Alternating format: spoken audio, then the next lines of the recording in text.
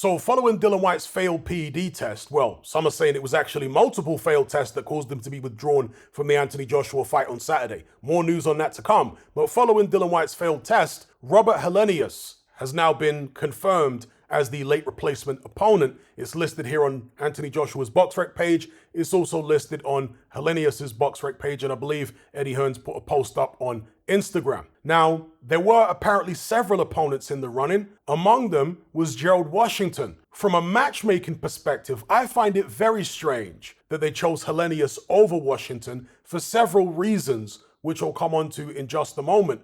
But from the perspective of a boxing fan, I think the Helenius fight has more potential for drama than a fight with Gerald Washington would have done, because for all his limitations, Robert Helenius can really punch. Definitely hits a lot harder than Gerald Washington. And if you can punch at heavyweight, you're always in with a chance. Now, don't get me wrong, this is not supposed to be a 50-50 fight. This is a late replacement opponent and ultimately a tune-up. AJ, if he has anything left at all, should be dealing with Robert Helenius with relative ease. And on that note, DAZN really needs to take this off pay-per-view.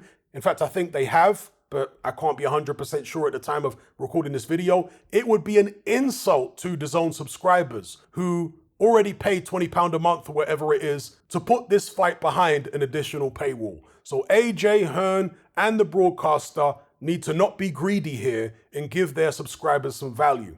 But as I say, there's more potential for drama in the Helenius fight than there would be in the Washington fight, and therefore more potential for entertainment. But from a purely matchmaking perspective, it's actually bizarre that they've gone for Helenius over Washington for several reasons. Number one, Washington is actually more credible.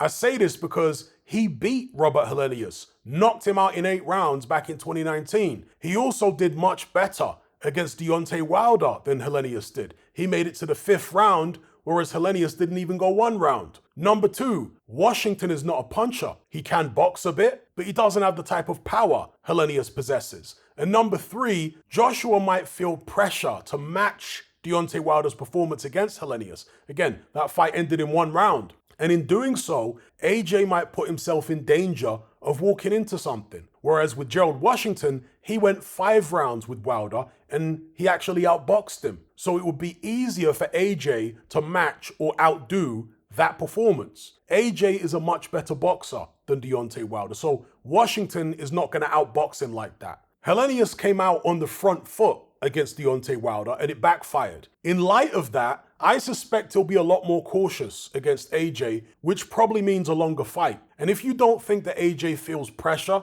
to match or outdo the performances of his rivals, then think again. Joshua stopped Dominic Breazeale in 7 rounds back in 2016, whereas Wilder knocked him out in 1 round 3 years later. 2 weeks after Wilder Breazeale, AJ lost to Andy Ruiz, and post-fight he admitted that he felt like Deontay Wilder had outdone him with the Breazeale performance and that he wanted to make amends by doing a similar job on Andy Ruiz, which obviously backfired. Now, you could say that he may have learned from his mistakes. Well, perhaps. But if this Helenius fight is partly a confidence-building exercise going into the Wilder fight, how much confidence can he gain from it if it takes 7 or 8 rounds to get rid of him? That might actually leave him with more doubts. These are the types of things that matchmakers think about or are supposed to think about. Eddie Hearn's matchmaking skills, of course, have come into question many times over the years. But as I say, from a boxing fan perspective, Helenius is a decent enough